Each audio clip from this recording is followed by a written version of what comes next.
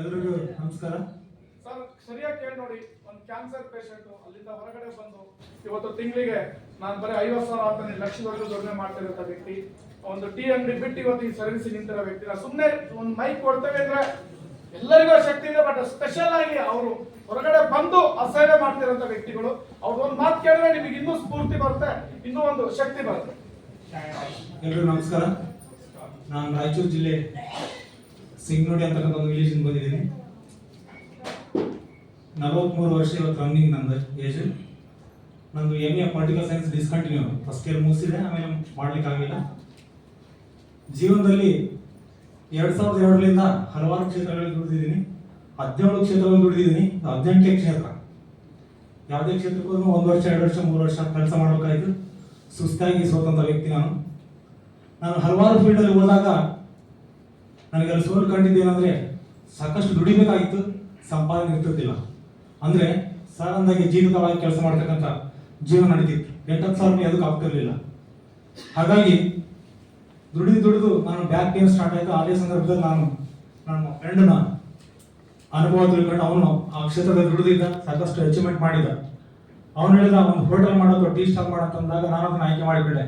ಯಾಕೆ ಮಾಡ್ಬೋದು ಅಂತೇಳಿ. ನಾನು ಯಾವುದೇ ಕೆಲಸ ಮಾಡಲಿಕ್ಕೆ ಹಿಂಜರಿದಿಲ್ಲ. ನನಗೆ ಗೊತ್ತು ದುಡಿಬೇಕಂತ ಗೊತ್ತಿತ್ತು. ಟೀ ಸ್ಟಾಲ್ ಮಾಡ್ತಾ ಹೋದೆ. ಒಂದು 5-6 ವರ್ಷ ದುಡಿದೆ. ಕ್ಯಾನ್ಸರ್ ಅಂತಕ್ಕಂಥ ಹೆಮ್ಮಾರಿ ರೋಗ ನನ್ನನ್ನು ಬೇನಾಗಿತ್ತು. ಹಾಗಾಗಿ ನಾನಿವತ್ತು ಆ ರೋಗದಿಂದ ಪಾರಾಗಬೇಕಾಗಿತ್ತು. 2 ಸಲ ಸರ್ಜರಿನೂ ಆಯಿತು. ಸರ್ಜರಿ ಆದಂಥ ಸಂದರ್ಭದಲ್ಲಿ 6 ತಿಂಗಳ ಬೆಡ್ ಪಾಲಾದೆ. ನಾನು 6 ಮಂತ್ ಹೊರಗಡೆ ಬರಲಿಕ್ಕಿಲ್ಲ. ಟೀ ಸ್ಟಾಲ್ ಸಂಪೂರ್ಣ ಕ್ಲೋಸ್ ಮಾಡಿದೆ. ಸರ್ಜರಿ ಆದ ನಂತರ ಈ ಬಾಯಿ ಸೌಂಡ್ ಬರ್ತಿರಲಿಲ್ಲ ನನಗೆ. ನನ್ನ ಮಿಸ್ಸಸ್ಗೆ ಅರ್ಥ ಆಗ್ತಿದ್ದಿಲ್ಲ. ನಾನು ಮಾತಾಡಿದ್ರೆ ಬಾಜು ಇದ್ದರೆ ನನ್ನ ಮಿಸ್ಸಸ್ಗೆ ಅರ್ಥ ಆಗ್ತಿದ್ದಿಲ್ಲ. ಎಂಟೈರ್ ಈ ಫೇಸ್ ಎಲ್ಲ ಟರ್ನ್ ಆಗಿತ್ತು.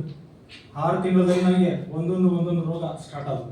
ಲೋ BP ಸ್ಟಾರ್ಟ್ ಆಯಿತು, ಮೂಲವ್ಯಾಧಿ ಇತ್ತು, ನಿಶ್ಶಕ್ತ ಆಗ್ತಿತ್ತು, ಸಾಯಂಕಾಲ ಆದ ತಕ್ಷಣ ತಲೆ ಸುತ್ತಕ್ಕಂಥ ಕೆಲಸ ಆಗ್ತಿತ್ತು, ಆಯಾಸ ಬರ್ತಿತ್ತು, ದಮ್ ಬರ್ತಿತ್ತು.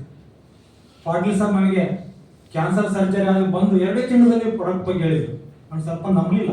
ಅವತ್ತೇ ನಾನು ಸುಸ್ತಲ್ಲಿದ್ದೆ. ಏನೋ ಬದುಕುಳಿದು ಬಂದಿದ್ದೀನಿ, ಮುಂದೇನೋ ಮತ್ತೆ ಕ್ಯಾನ್ಸರ್ ದೊಡ್ಡದಾಗ್ತದೆ ಸಣ್ಣದಾಗ್ತದೆ ಅಂತ ಒಂದು ಭಯದಲ್ಲಿ ನಾನಿದ್ದೆ. ಆ ಟೈಮಲ್ಲಿ ನಾನು ಸ್ವಲ್ಪ ನೆಗ್ಲೆಕ್ಟ್ ಮಾಡಿದೆ.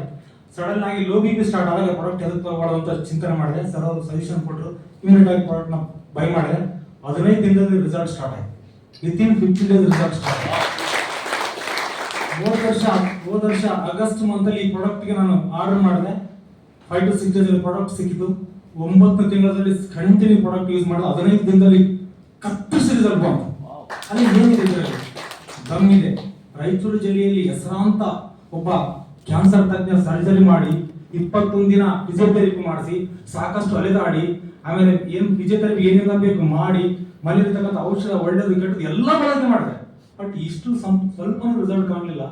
ಅಂತ ಅದ್ಭುತ ಸಿಕ್ಕಿದೆ ಅಂತ ಗೊತ್ತಾಯಿತು. ಬಳಕೆ ಮಾಡ್ತಾ ಹೋದರೆ ಒಂಚೂರು ಇದನ್ನ ಎದಕ್ಕೆ ಜನರಿಗೆ ತಿಳಿಸ್ಬಾರ್ದು. ಒಂದು ಸೇವೆ ಆಗುತ್ತೆ. ಯಾಕಂದ್ರೆ ಇದು ಮೌತ್ ಟು ಮೌತ್ ಇನ್ಫಾರ್ಮೇಶನ್ ಕೊಡ್ತಕ್ಕಂಥದ್ದು. ಎಲ್ಲಿ ಪೇಪರ್ಸ್ ಹ್ಯಾಡ್ಸ್ ಬರಲ್ಲ, ದೊಡ್ಡ ನಟನೆ ಬರಲ್ಲ, ಹೀರೋನಿ ಬಂದು ಅಡ್ವರ್ಟೈಸ್ಮೆಂಟ್ ಕೊಡ್ತಕ್ಕಂಥ ನಮ್ಮ ಪ್ರಾಡಕ್ಟ್ ಅಲ್ಲ. ಇದು ಒಂದು ಅದ್ಭುತವಾದ ಪ್ರಾಡಕ್ಟ್. ಹಾಗಾಗಿ ಈ ಡೈರೆಕ್ಟ್ ಸೆಲ್ಲಿಂಗ್ ಇಂಡಸ್ಟ್ರಿಯಲ್ಲಿ ಇದು ಯಾವುದು ವೇಸ್ಟ್ ವೆಚ್ಚ ಮಾಡ್ತಕ್ಕಂಥ ಕಂಪ್ನಿಗಳಲ್ಲ. ಹಾಗಾಗಿ ನಾವು ಮೌತ್ ಟು ಮೌತ್ ತಿಳಿಸ್ತಾ ಹೋದೆ.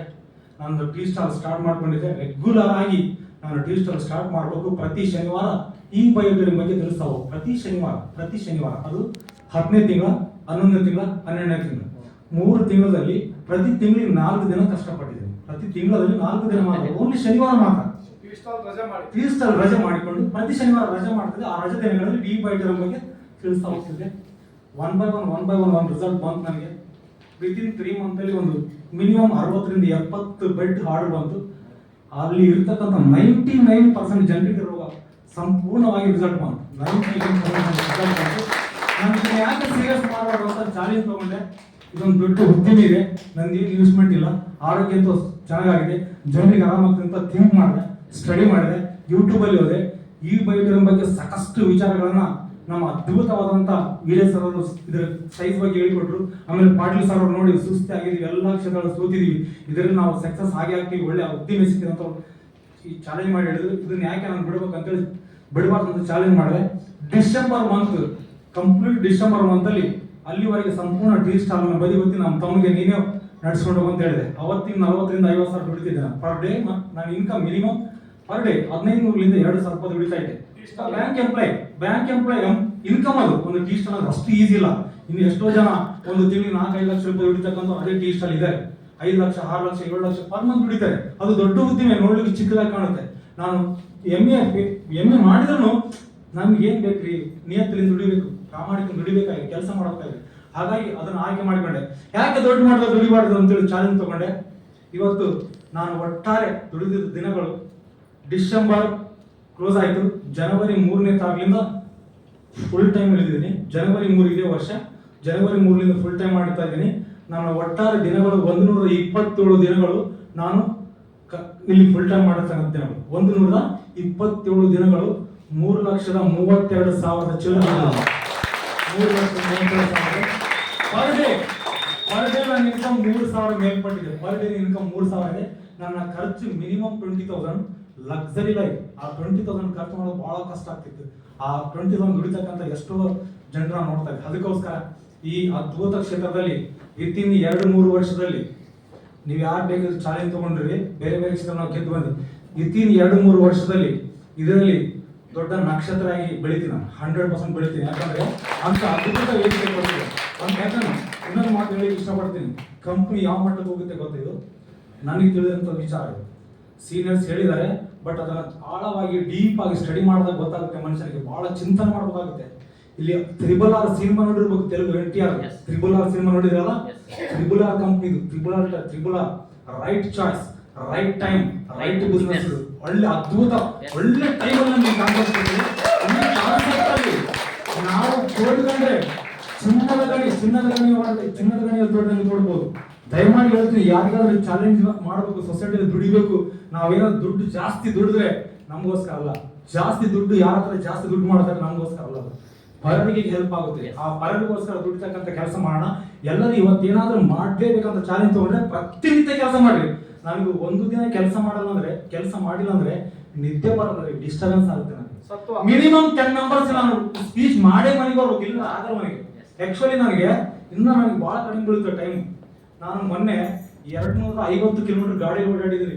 ಕ್ಯಾನ್ಸರ್ ಪೇಷಂಟ್ ಮನೆಗೆ ಬರ್ಬೇಕಾದ್ರೆ ಕುರುಡು ಸ್ಟೇಜ್ ಅಲ್ಲಿ ಗಾಡಿ ಓಡಿಸ್ಲಿಕ್ಕೆ ಆಗ್ಲೇ ಇಲ್ಲ. ಸ್ವಲ್ಪ ಎಕ್ಸಲೇಟರ್ ಮಾಡಿ ತಿರುಗಿ ಸ್ವಲ್ಪ ಎಫೆಕ್ಟ್ ಆಯ್ತು. ಅದು ಎದಕ್ಕೆ ಎಫೆಕ್ಟ್ ಆಯ್ತು ಅಂತ ಸ್ವಲ್ಪ ಡೀಪ್ ಆಗಿ ಸ್ಟಡಿ ಮಾಡಿದಾಗ ಎಸ್ ಇದ್ರದ್ದು ಅಂತ ಗೊತ್ತಾಯ್ತು. ಅದು ಏನಾಗಿತ್ತು, 8 ದಿನ ನಾನು ಮಿಸ್ಸಸ್ ಅಲ್ಲಿ ಊರಿಗೆ ಹೋಗಿದ್ದೀನಿ, ಬೆಡ್ಶೀಟ್ ಮರ್ತು ಹೋಗ್ಬಿಟ್ಟಿದ್ದೀನಿ. ಮತ್ತೇನ್ ತರ್ತೇವೆ ಅಂತ ಅಲ್ಲಿಗೆ ಹೋಗ್ಬಿಟ್ಟಿದ್ದೀನಿ. ನಮ್ಮ ಮಕ್ಕಳೆಲ್ಲ ಹಾಲಿಡೇಸ್ಗೆ ಹೋಗಿದ್ರು, ಅಲ್ಲಿ ಹೋಗಿದ್ದೀನಿ. ಅದಿಲ್ಲ ನನ್ನ ಕೈಯಲ್ಲಿ, ಮೇನ್ ಅದ್ಭುತವಾದಂತ ಅದು ಇಲ್ಲ.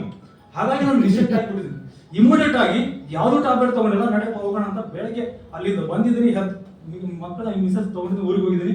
1.5 ತಾಸು ಹಾಗೆ ಮಲಗಿದ್ದೀನಿ ಸರ್. ಬೆಳಗ್ಗೆ 10 ಗಂಟೆಗೆ ಬಂದಿನಿ, 11:30ವರೆಗೆ ಮಲಗಿದ್ದೀನಿ. ಮತ್ತೆ ರೀಚಾರ್ಜ್ ಆಯ್ತು ಗಾಡಿ, ಮತ್ತೆ ಬಿಟ್ಟು ಹೋಗಿದ್ದೀನಿ. ಈ ಒಂದು ಅವಕಾಶನ ಯಾರು ತಳ್ಳಬೇಡ.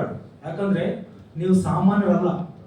225 ಕಾಯಿಲೆಗಳಿಗೆ ಸ್ಪೆಷಲಿಸ್ಟ್ಗಳು ನೀವೆಲ್ಲರೂ. 225 ಸ್ಪೆಷಲಿಸ್ಟ್ಗಳು. ನನ್ನ ಫೀಲಿಂಗ್ ಏನ್ ಗೊತ್ತಾ, ಒಬ್ಬ ಯಾವುದೋ ಡಿಸ್ಟ್ರಿಬ್ಯೂಟರ್ ಡೀಲರ್ ಅಲ್ಲ ನಾನು. ಅತ್ಯಂತ ಶ್ರೇಷ್ಠ ಹೊರದೇಶಗಳಲ್ಲಿ ಓದಿ ಬಂದಿರತಕ್ಕಂಥ ಅತ್ಯಂತ ಶ್ರೇಷ್ಠ ತಜ್ಞ ನಾನು ಇವತ್ತು. ಶ್ರೇಷ್ಠ ತಜ್ಞ. ಅದು ಯಾರು ವೈದ್ಯಕೀಯ ರೋಗದ ತಜ್ಞನಾಗಿ ಕೆಲಸ ಮಾಡ್ತಾ ಇದ್ದೀನಿ. ಏನ್ರಿ ಎಂತೆಂಥ ರೋಗಗಳಿಗೆ ನಾನು ಕೊಟ್ಟಿದ್ದೀನಿ ಗೊತ್ತಾ. BP ಇದಾನ, ಶುಗರ್ ಇದಾನ, 150 ಕಾಯಿಲೆಗಳಿಗೆ ಪ್ರಾಡಕ್ಟ್ ಇಶ್ಯೂ ಮಾಡಿದ್ದೀನಿ. ಅವ್ರನ್ನ ಸೇಮ್ ಡಾಕ್ಟರ್ ತರ ಟ್ರೀಟ್ ಮಾಡ್ತೀನಿ. ಒಬ್ಬನ ಫೋನ್ ಮಾಡಿದ, ಹಳೆದೇವರು ನನ್ನ ಕಾಲ್ ಬ್ಯಾನ್ ಆಗ್ತದೆ, ಮನೆ ಮಕ್ಕಂಡು ಅದಕ್ಕೆ ಏನಿಲ್ಲ, ಬ್ಲಡ್ ಸರ್ಕಲ್ ಸ್ಟಾರ್ಟ್ ಆಗಿದೆ, ನರಗಳೆಲ್ಲ ಕುಗ್ಗಿ ಹೋಗಿರ್ತವೆ, ಬ್ಲಡ್ ರನ್ ಆಗುತ್ತೆ, ಅದಕ್ಕೆ ಏನು ತಗೊಳಕೋಬೇಡ, ಯಥಾಸ್ಥಿತಿಯಾಗಿ ನಮ್ಮ ಮ್ಯಾಗ್ನೆಟಿಕ್ ಬೆಡ್ ನಿಮ್ಮನ್ನು ಆರಾಮ್ ಮಾಡುತ್ತೆ, ತಗೊಳಬಾರ್ದ್ರೆ ಹೌದಾ ಆಯ್ತು ಆ ರೀತಿ ನಾವು ಟ್ರೀಟ್ ಮಾಡ್ಬೇಕು. ಅದಕ್ಕೋಸ್ಕರ ಅದ್ಭುತ ಕಾನ್ಸೆಪ್ಟ್ ಇದೆ. ಯಾರೋ ಇದನ್ನ ತಳಿಬೇಡ್ರಿ, ಜೀವನವೇ ಬದಲಾವಣೆ.